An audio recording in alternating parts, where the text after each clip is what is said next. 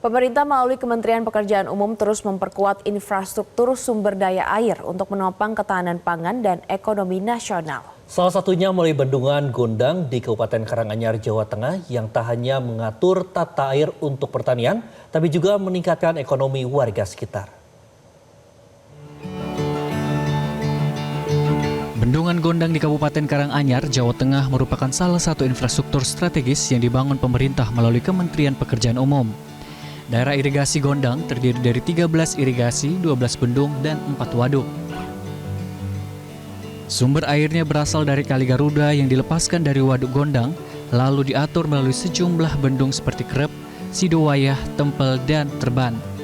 Dengan kapasitas tampungan sebesar 7 juta meter kubik, air dari Waduk Gondang mampu mengairi lahan irigasi seluas 4.000 hektar lebih, serta memenuhi kebutuhan air baku untuk Kabupaten Karanganyar dan Sragen.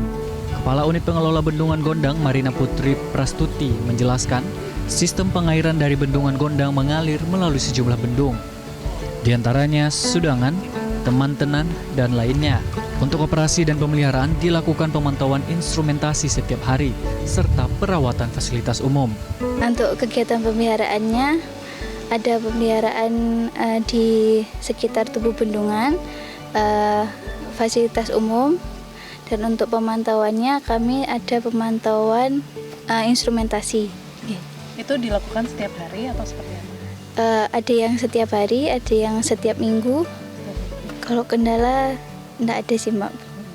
Paling mungkin untuk kadang itu untuk pelayanan irigasinya kadang masih belum sesuai sama SOP-nya gitu, Pak. Dari permintaan dari petaninya gitu. Ketua Tim Pengendalian Irigasi dan Rawa Kabupaten Karanganyar, Hanif Triawan Kusuma, mengatakan pasca peresmian Bendungan Gondang pada 2019, Balai Besar Wilayah Sungai melaksanakan rehabilitasi untuk meningkatkan kinerja jaringan irigasi. Pekerjaan meliputi perbaikan mercu bendung dan beberapa bagian saluran. Bendung Teman-Tenan merupakan salah satu bangunan utama dalam sistem jaringan irigasi Bendungan Gondang di Kabupaten Karanganyar.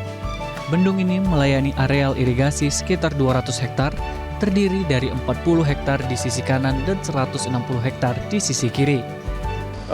Bendung ini adalah bangunan utama yang difungsikan atau berfungsi untuk meninggikan atau menangkap muka air. Jadi sebagai bangunan utama untuk mengalirkan air dari sungai menuju ke saluran irigasi. Ini berdampak juga ya sama petani sawit? Pastinya ya, jadi memang jaringan irigasi sistemnya seperti ini. Jadi dari bendung ditangkap, lalu kita alirkan ke jaringan irigasi, ke saluran irigasi primer, sekunder, dan baru ke petak tersier, seperti itu.